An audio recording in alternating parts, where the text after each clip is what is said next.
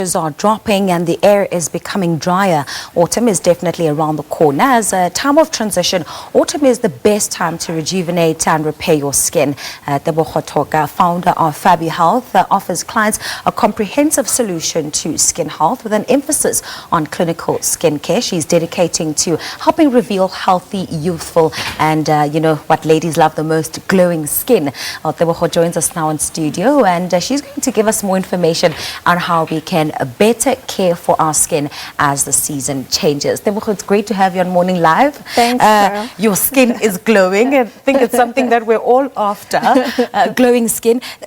You went from being a military servant to being an entrepreneur, a woman that is helping other people achieve their greatest skin results. Correct. Tell us about that transition. Okay, so I joined the military at a tender age of 17. Wow. And my parents could not believe it. I actually told them, I think it was on New Year's Eve, that listen, Mom and Dad, I am joining the military health next year, because I did not want them to talk me out of it. Yeah. So growing up, I was pretty much a drifter. You know, I never committed to one thing. I've been all over. But I think the military has enforced and instilled discipline in me and forms of leadership that I never thought I could do.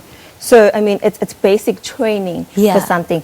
Much as they teach you how to look after yourself, you need to shave, you need to make sure that you're clean, your shoes are clean. The military has, like the appearance factor plays a big role in the military. And that's when I learned that you need to look well represented in order for the world to accept you as you are. Well, I'm so glad you're not a Mabena at all. Never been a Mabena. All right, let's talk about what you're currently doing now. How did you get into skincare and helping your clients just achieve their best self when it comes to their skin and, of course, their beauty? So during my time in the military, and as you can imagine, the training is mostly outdoors. So I personally had a lot of sun damage, had a lot of skin damage. And I went to the internet searching for answers because I did not know where to go then. And that's where I came across a course called somatology as part of my search. And I enrolled. Immediately after the military, I served 2 years and I went and I enrolled for somatology at University of Johannesburg, where I studied my undergrad. And I started working in mainstream beauty. Oh, fabulous. And from there, I saw that most of my clients were actually asking me about result-driven skincare treatments that would give them certain results: glowing skin, younger-looking skin, blemish-free, blemish-free skin, and I started looking into that. And speaking about the weather conditions, you mentioned, you know, just the weather outside and how it would affect your skin when you were training. We've just come from, I mean, a very hot summer season. We're kind of transitioning into autumn. Let's talk about how summer affects your skin and how we should, going into autumn, sort of try and care for our skin. So during summer, you find that we sweat a lot and our skins tend to produce more oil, making us greasier, making us a bit more oily and a bit more acne prone. So in summer, look for moisturizers that are more water-based. So nothing heavy creams. Make sure that you've got your sun protection, SPF always, to prevent the sun damage. Antioxidants are very good in summer and in winter as well. So, as you can imagine, now we are transitioning into cooler months. Our air cons are usually on at a bit of a higher temperature, so it does tend to dry out our skins a lot. So we need to hydrate with hyaluronic acids and switch a bit our moisturizers into using something that is a bit heavier and creamier that would last on the skin. And what are the ways in which we can identify what skin type we have? You know, some people say, oh, I've got an oily skin, but how do you know? Now, I've got a dry skin. How do we know? Your skin always tells a story. You know? Your skin always tells you.